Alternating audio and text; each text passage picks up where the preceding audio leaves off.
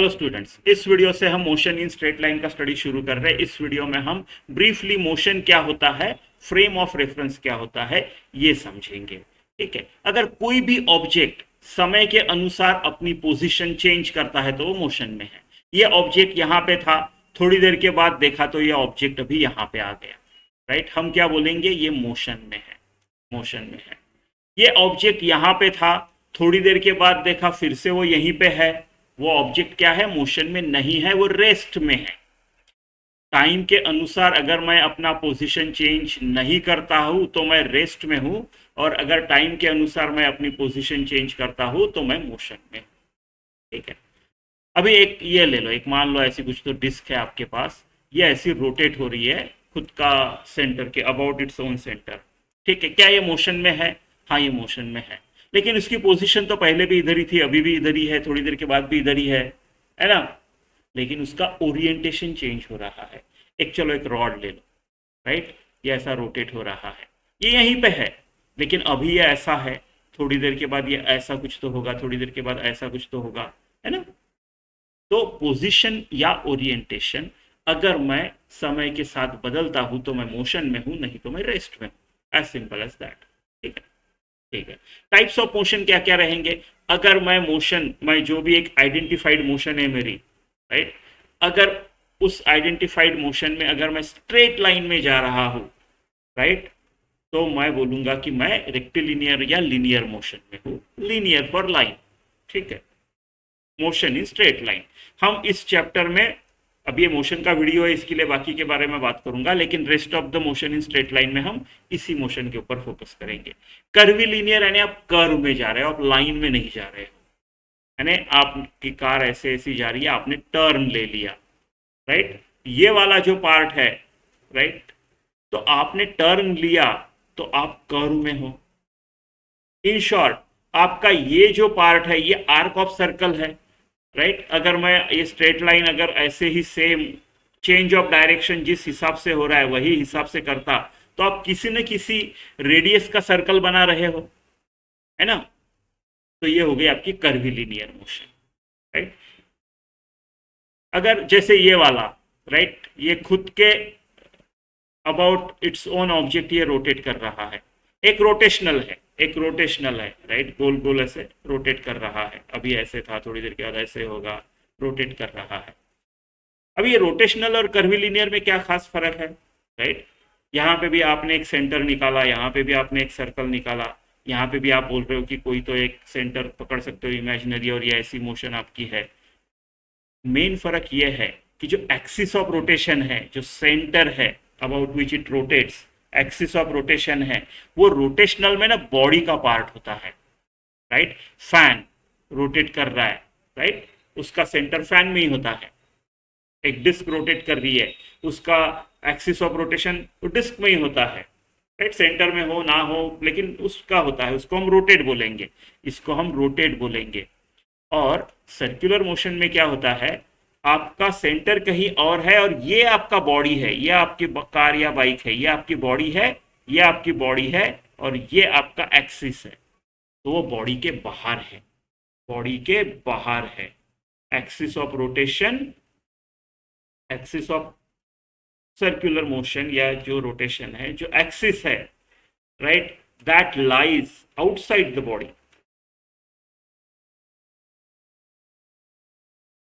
और axis of rotation is inside the body. ये एक मेन फर्क है रोटेशन और इसका। फिर मोशन के कॉम्बिनेशंस भी हो सकते हैं। अगर मैं एक बॉल लूँ, उसको फ्लोर पे रोल करूँ, राइट, तो वो बॉल ऐसे ऐसे तो रोल हो ही रहा है, ऐसे मान लो ये वाला पॉइंट, राइट, ये यहाँ पे है, ऐसे रोल हो रहा है। थोड़ी देर के बाद ये वाला पॉइंट इधर आ जाएगा, ये ऐसे रोल हो जाएगा, थोड़ी देर के बाद ये यहाँ कहीं होगा, ऐसे होगा, रोल तो हो ही रहा है। तो अबाउट इट्स ओन एक्सिस ये रोटेशन भी कर रहा है, रोटेशन भी कर रहा है, और ये आगे भी बढ़ रहा है ना।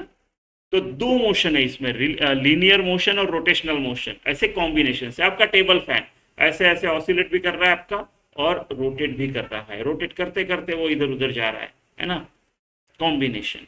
ठीक है, इस चैप्टर में फोकस इसके ऊपर। ठीक है, लेकिन सबके सब आप पढ़ोगे, आप सर्कुलर मोशन भी अलग से पढ़ोगे, रोटेशनल भी अलग से पढ़ोगे, रोलिंग वगैरह भी है, राइट। ठीक है। हाँ, अभी ये एक देख लो, ये समझ लेते हैं हम। ये जो अभी का स्टडी करेंगे रेक्टिलिनियर और मोशन इन प्लेन, अगले एक दो चैप्टर, उसमें हम ये अज्यूम करेंगे कि हमारा जो ऑब्जेक्ट है ना वो पॉइंट ऑब्जेक्ट है, ठीक है, और बॉडी जो है वो रिजिड बॉडी है, इफ अप्लीकेबल। ये क्या है, देखो, अगर बॉडी का डायमेंशंस, हमारा जो प्रॉब्लम है जो हम स्टडी कर रहे हैं उसका, एक्सेलरेशन फाइंड करो, वेलोसिटी फाइंड करो, चेंज इन पोजीशन फाइंड करो, मान लो चेंज इन पोजीशन फाइंड करो टाइप का है, उस प्रॉब्लम में अगर उस बॉडी का डायमेंशन मैटर नहीं करता है, काफी छोटा है डायमेंशन बॉडी का, मैटर नहीं करता है, इग्नोर कर सकते हैं, तो पॉइंट ऑब्जेक्ट हो गया, राइट। अगर नहीं कर सकते हैं तो फिर पॉइंट ऑब्जेक्ट नहीं ले सकते हैं। इसका एग्जाम्पल देखना है, चलो इसका एग्जाम्पल देखते हैं। आप मान लो यहां से गिन रहे हो, ये आपका ओरिजिन है, ये आप यहां से गिन रहे हो, ठीक है, और आपकी एक ट्रेन है, मान लो 1 किलोमीटर लंबी ट्रेन है, 1 किलोमीटर लंबी ट्रेन है ऐसी, और वो जा रही है मान लो 5 किलोमीटर पर आवर से, और आपको बोला गया है कि भाई आधे घंटे बाद डिस्प्लेसमेंट ऑफ ट्रेन बताओ। मुश्किल है, क्योंकि आधे घंटे में ये जो ट्रेन है, राइट, ये जो ट्रेन है ये 2.5 किलोमीटर जा चुकी होगी, राइट, यानी ये वाला पॉइंट जो है ये यहाँ से 2.5 किलोमीटर गया होगा, यहाँ पे आ गया होगा, ये वाला पॉइंट ए यहाँ पे आ गया होगा, और जो बी है इंजन मान लो इसका, राइट, वो यहाँ पे आ चुका होगा, है ना। मान लो ये पहले ए 1 किलोमीटर पे था, तो ये अभी 3.5 किलोमीटर पे होगा, और ये 4.5 किलोमीटर पे होगा। तो अब किसका डिस्प्लेसमेंट बताओगे, ए का बताओगे, बी का बताओगे, इंजन का बताओगे, लास्ट बोगी का बताओगे, सेंटर का बताओगे, और काफी डिफरेंस है ना, ऐसा इग्नोर करने लायक भी नहीं है, कहाँ 3.5 और कहाँ 4.5, है ना। तो इस केस में आप नहीं बोल सकते हो, इस केस में आप नहीं बोल सकते हो। लेकिन इस ट्रेन की जगह अगर मैं एक बाइक, कार, बस टाइप का कुछ लूँ, और वो 50 किलोमीटर पर आवर से जा रही है और आधे घंटे के बाद, तो जो डिफरेंस आएगा ना, जैसे यहाँ पे 1 किलोमीटर का डिफरेंस आया था, वो बहुत ही मिनिमल डिफरेंस होगा, वो इग्नोरेबल होगा। तो उस केस में उस बस, कार या इसको हम बोल सकते हैं कि पॉइंट ऑब्जेक्ट है, ऐसा ऐसा। तो जनरली हमारे मोशंस में हम पॉइंट ऑब्जेक्ट अज्यूम कर पाएंगे, अनलेस आपको ये ट्रेन वाले कभी आ जाते हैं प्रॉब्लम, लेंथ ऑफ ट्रेन वगैरह, तो अदरवाइज आप पॉइंट ऑब्जेक्ट अज्यूम कर सकते हैं। इसका और एक तरीका है देखने का, कि अगर आपका ऑब्जेक्ट रिजिड है, अगर आपका ऑब्जेक्ट रिजिड है तो आप पॉइंट ऑब्जेक्ट बोल सकते हो। कैसे, अगर आपका ऑब्जेक्ट रिजिड है ना, राइट, तो ये object, whole object can be represented by a point, object can be represented by a point. ये कैसा, राइट, क्योंकि अगर ये रिजिड ऑब्जेक्ट है तो सारे इसके पार्टिकल्स जो है वो एक, अगर ये ऐसा मोशन कर रहा है तो वो सारे के सारे वैसे ही मोशन करेंगे। ये ऑब्जेक्ट का जो इंटर ऑब्जेक्ट डिस्टेंस है या फिर इंटर ऑब्जेक्ट डायरेक्शन है वो नहीं बदलेंगे, क्योंकि वो रिजिड बॉडी है, पार्टिकल्स फिक्स्ड है। तो ये सारों का सारा, राइट, मैं एक पॉइंट से रिप्रेजेंट कर सकता हूँ इस बॉडी को। हम जब सेंटर ऑफ मास पढ़ेंगे तब आप देखोगे कि पूरे के पूरे बॉडी का मास एक जगह पे कॉन्सेंट्रेटेड है, एक पॉइंट पे कॉन्सेंट्रेटेड है, हम ऐसा अज्यूम कर सकते हैं, उसी को सेंटर ऑफ मास बोलते हैं, राइट, उसी को सेंटर ऑफ मास बोलते हैं। लेकिन अगर रिजिड बॉडी है तो फॉर मोशन स्टडी पर्पस मैं होल बॉडी को एक पॉइंट से रिप्लेस भी कर सकता हूँ, ठीक है, कर सकता हूँ। तो रिजिड ऑब्जेक्ट को पॉइंट से ये कर सकते हैं, और इफ अप्लीकेबल यानी उसके डायमेंशंस वैसे होने चाहिए, है ना, डायमेंशंस वैसे होने चाहिए, तो डायमेंशंस बॉडी के इग्नोरेबल होने चाहिए, तो पॉइंट ऑब्जेक्ट आप कर सकते हो, ठीक है। ये देखो, ये काफी इंपॉर्टेंट पॉइंट है। मोशन जो है वो रिलेटिव होती है ऑलवेज, राइट। जैसे मान लो आप 3 दोस्त हो, राइट, एक्स, वाई और जेड। एक्स और वाई बस में बैठ गए और जेड उनको बाहर से देख रहा है। मान लो एक्स और वाई को कहीं जाना है और जेड उसको बस स्टॉप पे ड्रॉप करने आ गया, जेड नहीं जा रहा, ये दोनों ट्रैवल कर रहे हैं, ठीक है। अब बस रेस्ट में है, तो जेड को दिख रहा है कि एक्स रेस्ट में है, वाई को भी दिख रहा है कि एक्स रेस्ट में है। अभी हम किसको ऑब्जर्व कर रहे हैं, जेड।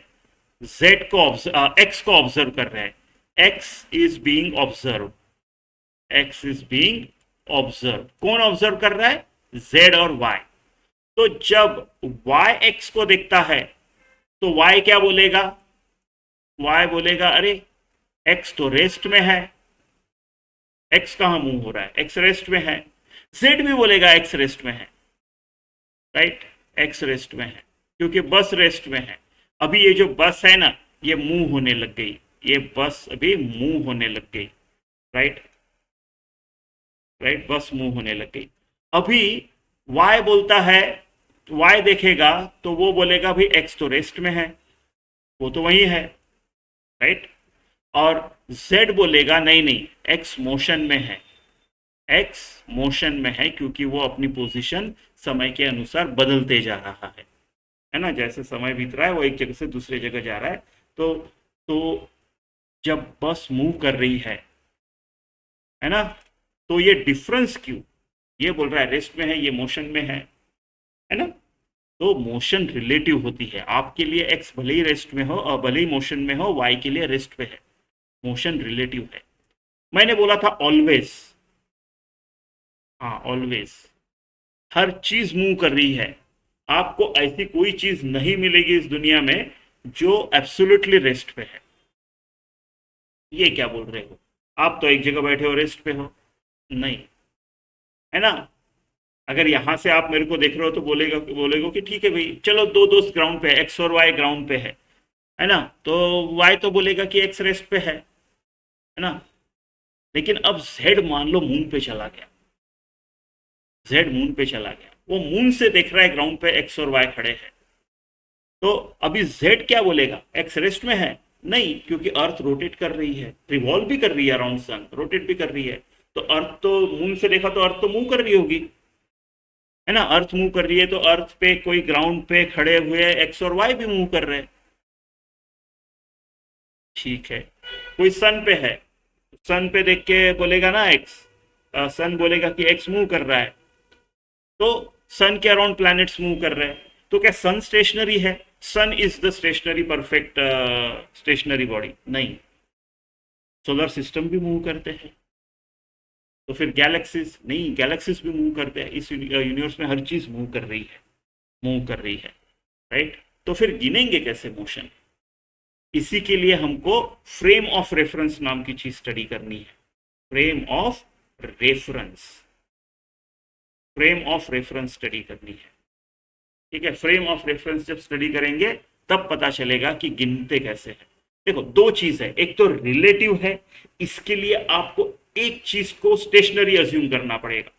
जैसे यहां पे आपको अज्यूम करना पड़ेगा कि y स्टेशनरी है और फिर y के हिसाब से x का मोशन स्टडी करो, या फिर अज्यूम करना पड़ेगा कि z स्टेशनरी है, फिर z के हिसाब से x का मोशन स्टडी करो, दोनों चलेगा, लेकिन अज्यूम करना पड़ेगा कोई तो स्टेशनरी है, राइट। z स्टेशनरी है क्या? नहीं, क्योंकि अर्थ इटसेल्फ इज रोटेटिंग मूविंग।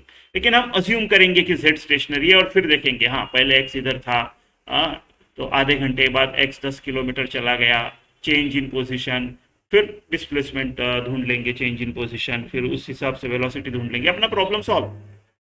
तो आपको किसी एक को स्टेशनरी अज्यूम करना पड़ेगा, तो आप कर सकते हो।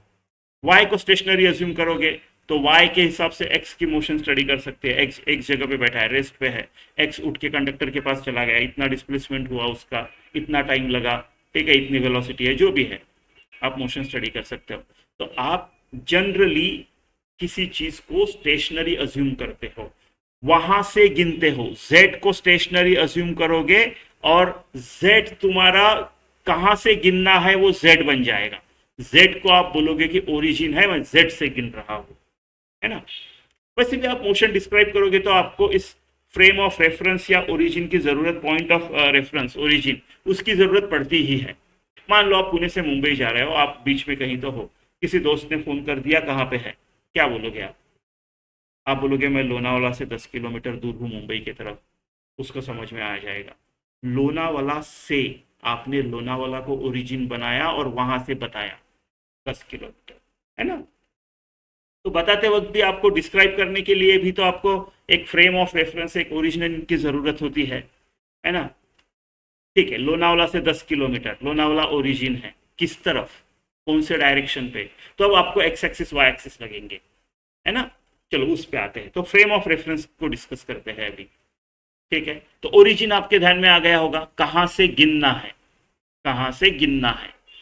ठीक है, अभी ये कोऑर्डिनेट्स वगैरह क्या चीज़ है, तो देखो मान लो एक छिपकली है दीवार पे, राइट, छिपकली है वॉल पे, उसका मोशन कैसा है, मान लो कभी ऐसे जा रही है कभी ऐसे जा रही है, लेकिन वॉल पे ही है वो वॉल पे ही है, राइट। तो उसका मोशन जो है मोशन इन प्लेन है, वॉल जो है वो उसकी मोशन का प्लेन है, वॉल इज अ प्लेन और उसी प्लेन पे मोशन कर रहे हैं। आप क्रिकेट खेल रहे हो ग्राउंड पे, ग्राउंड एक प्लेन है, राइट, अनलेस आप हवा में नहीं उड़ रहे हो, राइट, आप सिर्फ ग्राउंड पे ही हो, तो आपका मोशन इन प्लेन है, भले ही आप इस डायरेक्शन में जाओ उस डायरेक्शन में जाओ, गोल गोल घूमो, कुछ भी करो, लेकिन आप एक प्लेन में मोशन कर रहे हो, राइट। तो ऐसी मोशन को डिस्क्राइब करने के लिए कैसा, इसका पोजीशन करना, आप ग्राउंड पे खेल रहे हो, आपका पोजीशन मुझे डिस्क्राइब करना है, राइट। मान लो आप यहाँ पे हो, ये ग्राउंड है, उस ग्राउंड में मैंने दो एक्सिस निकाल लिए, एक वाई एक्सिस एक X axis, right. So motion in plane जो है, क्या मैं इसको मोशन इन टू डायमेंशनल बोल सकता हूं, बोल सकता हूं, राइट। मैं एक्स और वाई दो एक्सिस के हिसाब हेल्प से मैं उसकी पोजीशन कभी भी बता सकता हूं।